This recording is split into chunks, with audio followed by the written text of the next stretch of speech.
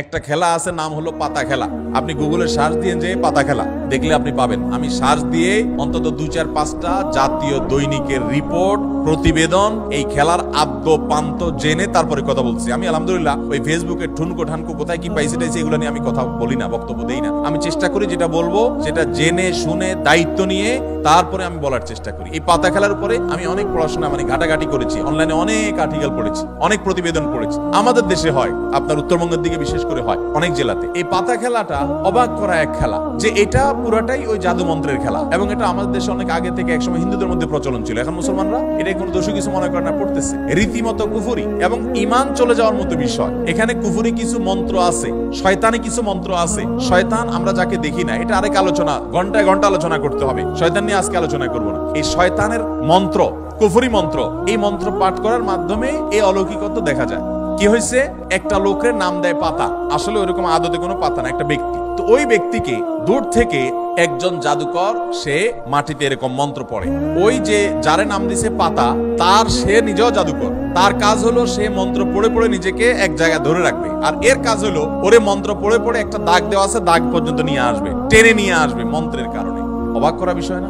এবং সত্যি আনতে পারে, এই মন্ত্র দিয়ে আনে। তো আনলে এই জাদুকর জিতে যায়, আর যদি টিকে যায় তাহলে সে জিতে যায়। এই পাতা খেলা বাংলাদেশে অনেক এলাকাতে বেশ বহুল প্রচলিত, হাজার হাজার মানুষ উপভোগ করে। এই যে কদিন আগে বিশ্বকাপ ফুটবল শেষ হয়ে গেল, আমি নিজে অনেকগুলো মিডিয়াতে দেখেছি বিশ্বকাপ ফুটবলে অনেক বড় বড় খেলোয়াড়দেরকে দুর্বল করার জন্য প্রতিপক্ষের খেলোয়াড় বা বাজিকরেরা, বিভিন্ন লোকেরা ব্ল্যাক ম্যাজিক করেছে এবং কোটি কোটি টাকা খরচ করে ব্ল্যাক ম্যাজিক করে তাদেরকে অচল করে দেওয়ার চেষ্টা করে। এই যে কুফরি কালাম পড়ে অনেক অলৌকিক কাজ করা যায়। একটা আস্ত সুস্থ মানুষ অসুস্থ হয়ে একদম কবর পর্যন্ত চলে যাবে, টেরও পাবেন না, ভয়াবহ রোগ হবে এই ব্ল্যাক ম্যাজিকের কারণে। কালো জাদু, এটা যে বললাম খেলোয়াড়দেরকে পর্যন্ত করা হয়। এটা আমাদের দেশে ঘরে ঘরে। আপনি বাঁচতে চান, নাম্বার 1, আপনার ঘরকে কোরআন দিয়ে আলোকিত করতে হবে। ভাইরা আমার, আমি বিভিন্ন সময় বলার চেষ্টা করি, মুসলমানদের বাসা বাড়িতে আজকাল কোরআন তেলাওয়াত হয় না।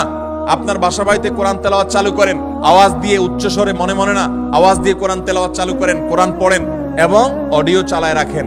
ব্ল্যাক ম্যাজিক, দুষ্টজিনের উপদ্রব থেকে বাঁচার জন্য এটা মহা ঔষধ। বিশেষ করে একটা সূরা বাকারা জোরে জোরে নিজেরা তেলাওয়াত করেন।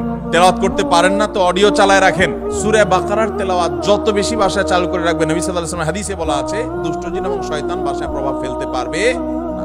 দ্বিতীয় আমল হলো সকাল সন্ধ্যার দোয়া এবং জিকির, এগুলা নিয়মিত পড়বেন, এগুলা রক্ষা কবচের মতো কাজ দেয়। তৃতীয় আমল হলো ঘরের মধ্যে কোনো হারাম জিনিস রাখবেন না, ছবি টবি এটা সেটা রাখবেন না এবং গুনাহমুক্ত রাখবেন ঘরকে। 4 নম্বর আমল হলো যতবার বাসায় ঢুকবেন বিসমিল্লাহ পড়ে ঢুকবেন, বের হওয়ার সময় বিসমিল্লাহ পড়ে বের হবেন। টয়লেটের দরজাগুলো বন্ধ রাখবেন, দোয়া পড়ে ঢুকবেন, বের হওয়ার সময় দোয়া পড়ে বের হবেন। প্রত্যেকটা কাজে বিসমিল্লাহ করবেন, শয়তান অংশগ্রহণ করতে পারবে না ইনশাআল্লাহ।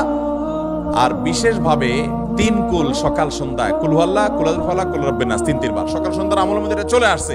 আলাদা করে এটা রাতে, সকাল সন্ধ্যায় বিভিন্ন সময় পড়বেন। ইনশাআল্লাহ বিদিন আল্লাহ তাআলা এই দুষ্টজিন এবং ব্ল্যাক ম্যাজিক থেকে বেঁচে থাকার তৌফিক দান করবেন।